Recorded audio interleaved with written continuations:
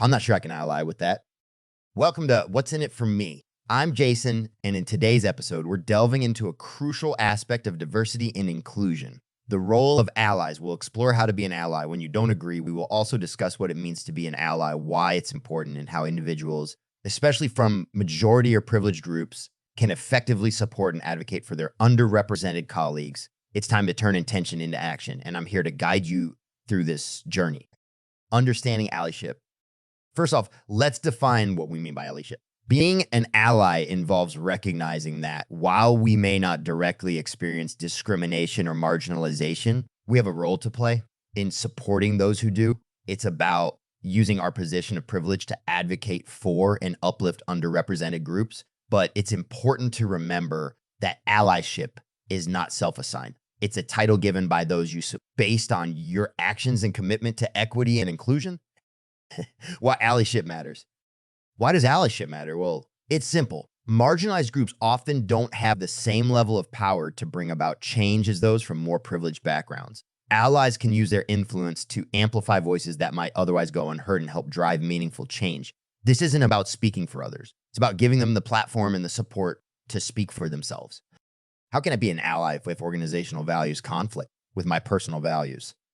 Navigating a situation where organizational diversity goals may seem to conflict with personal values or religious convictions can be challenging, but it is possible to approach this situation thoughtfully and constructively. Some steps that can help. Reflect and identify specific concerns. Begin by reflecting on what specific aspects of the organization's diversity goals feel in conflict with your personal values or religious convictions. Understanding the root of your discomfort is key to addressing it effectively. Take time to understand the rationale behind the organization's diversity goals. Often, these goals are aimed at creating a respectful, inclusive, and equitable workplace for everyone, which may align with broader values like fairness, respect, and kindness common to many belief systems.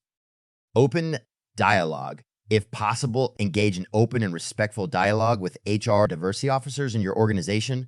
Express your concerns and seek clarity on how the diversity initiatives might align with the organization's overall values and mission. Find common ground. Look for areas where your values and the organization's diversity goals overlap. Many religious and personal values, such as compassion, fairness, and respect for others, are often aligned with the principles of diversity and inclusion. Respectful coexistence. Recognize that being an ally doesn't require compromising your beliefs. It's about coexisting respectfully with others who may have different perspectives or life experiences. Allyship is about supporting fairness and respect for all colleagues, regardless of whether their backgrounds or identities align with your own. Educate yourself. Continue to educate yourself on diversity and inclusion topics. This can help in understanding the experiences of marginalized groups and the importance of creating an inclusive environment for everyone. Set boundaries. It's important to set boundaries that respect both your values and those of others. Being an ally means advocating for a workplace where everyone's rights are respected, including your own. Professional advice. If the conflict feels unresolvable, consider seeking guidance from a professional counselor or a trusted mentor who can provide a perspective that respects both your personal convictions and professional responsibilities. Remember, the goal of diversity and inclusion is to create a workplace where all individuals with their varied beliefs, values, and backgrounds feel valued and respected. Finding a way to be an ally might not always mean full agreement with every aspect of diversity initiatives, but it can involve supporting the overarching goal of respect and fairness in the workplace. How to be an effective ally. Being an effective ally means more than just having good intentions. It involves action. Educate yourself on the challenges faced by minority groups. Listen to their experiences, understand the systemic barriers they face. Remember, this is an ongoing learning process. White Fragility by Robin DiAngelo. Robin DiAngelo in White Fragility states, it is not enough to be friendly with Black colleagues or enjoy diverse cultures. We must also grapple with the weight of history and how that history shapes current structures. This encapsulates the essence of allyship.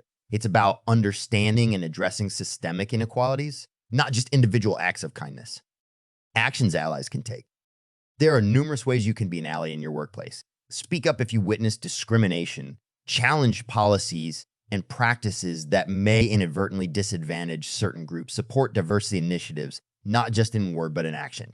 Advocate for fair representation in leadership roles, project teams, and decision-making processes. The impact of allyship. The impact of genuine allyship can be profound.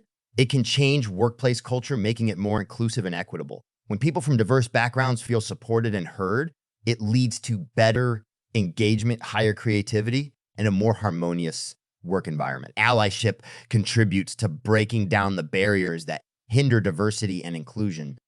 Let's look at a real-world example. In a major tech company, a group of senior leaders who recognized their privilege formed an allyship network. They partnered with minority employees to understand their experiences and challenges. Together, they worked on initiatives like mentorship programs and policy reviews that led to significant improvements in diversity and inclusion within the company. So you want to talk about race by Jomo Ulo? In the book, So You Want to Talk About Race, highlights being an ally is about being in constant critique of your own power and privilege. This reminds us that allyship is a continuous process of self-reflection and growth. The challenges of allyship. Let's not sugarcoat it. Being an ally can be challenging. It might involve uncomfortable conversations and confronting your own biases. It can mean standing up against the status quo, which isn't always easy, but it's these very challenges that make allyship so powerful and necessary. As we conclude today's episode, I challenge you to step into the role of an ally. Start by educating yourself on issues faced by minority groups. Speak up against discrimination. Support diversity initiatives in your workplace. Remember, allyship is not just about intention, it's about action. Each one of us has the power to make a difference.